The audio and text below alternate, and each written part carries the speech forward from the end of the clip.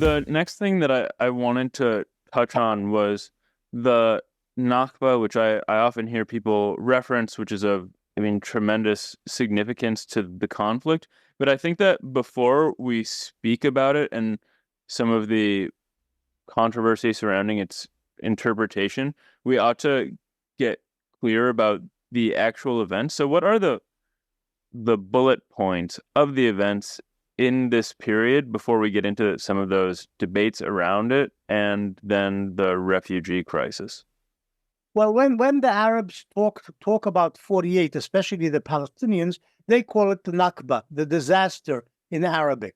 And this was a major disaster for the Palestinians, who were defeated in the 48 war, at least in the first part of the war, which was a civil war between the Palestinians and their militias and the Jewish inhabitants of Palestine and their militias.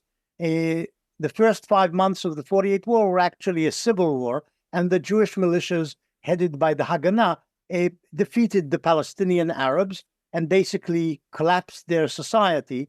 And then following that, the Arab states' armies invaded Palestine on the 15th of May, 1948, and they too were ultimately defeated, at least if their desire was to abort the emergence of a Jewish state and defeat the Jewish state, which had been declared on the 14th of May, 1948, they were unsuccessful. Therefore, in fact, they were defeated. Even though, in fact, people don't really know this, but Israel actually defeated only the Egyptian army thoroughly. They didn't defeat the Jordanians, they didn't really defeat the Iraqi army, and they didn't really defeat the Syrian armies, all of whom invaded. There were partial defeats, but essentially these three armies withstood Zionist or Israeli attack. But the defeat of the Egyptian army basically collapsed the whole Arab alliance and forced them to call for an armistice, which meant they were defeated. Mm-hmm. And so there was this, we said, I think 5-month civil war that did that begin in 47? It begins on the 30th of November, 1947, okay. The day after the UN passed the partition resolution, which the Arabs of Palestine and the Arab states rejected, and then began hostilities on the 30th of November. We know exactly because on that day, an Arab gunman attacked 2 Jewish buses, killed several of their passengers, and that began the snowball, which turned into a full-scale civil war, which ended in May 1948 with the defeat of the Palestinian militias and the Palestinian society. And then in 1948 is when all of Israel's neighbors attacked Israel or invaded Israel after Israel's declaration of statehood. I would qualify that not all of its neighbors. Lebanon didn't. Even though the Lebanese radio claimed that they had attacked Israel, the Lebanese army, they hadn't actually crossed the border. They may have shelled, maybe with an artillery battalion, they may have shelled Israel, but they didn't actually invade Israel along with the other Arab armies, which did invade Israel. Okay. And then how does this play into the beginning of the Palestinian refugee crisis? Well, in the course of the war, something like 700,000 Arabs, the Arabs claimed it was 1 million. The Jews said the number was less than 700,000, but the true number probably was around 700,000.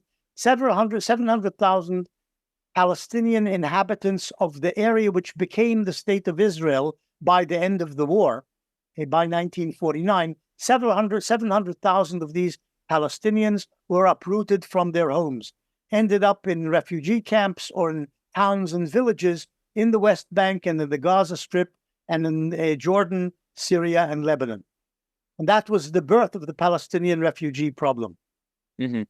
And then how would you characterize what the debates over this are? What are the main issues that... Well, the main issue, there's an issue about the numbers. As I say, the Arabs exaggerated the numbers, in my view. The Jews at the time belittled the numbers. They talked about 500,000 refugees. But actually, as I say, United Nations experts checked the numbers, and by 1949-50, they worked out that something like 700,000 had been uprooted and turned into refugees and recognized by the United Nations as refugees. The main controversy about the refugee problem is what caused it.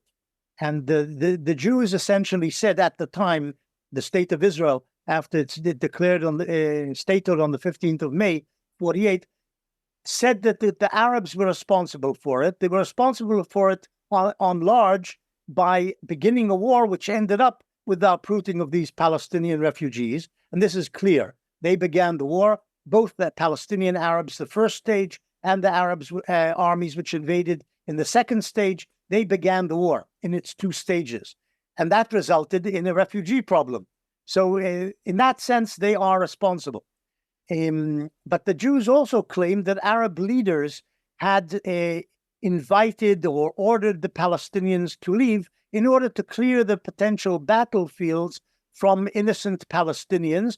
They would move aside, they wouldn't be hit, they wouldn't be caught in the crossfire, and they would come back to their homes and lands on the backs of the invading victorious Arab armies. That was the Israeli claim, that it was the Arab leaders who told them to do this.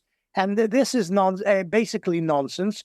There were places where Arab local leaders and Arab military commanders ordered or advised villagers, or at least children and women, to leave villages. But on large, there was no call by the Arab states or by the Palestinian national leaders to the Palestinian Arabs to depart their homes. This is just propaganda invented by Israeli officials at the time, because in certain places, like in Haifa, the local Arab notables did tell their people to leave. But this was in one particular case. It didn't apply to the most of the country.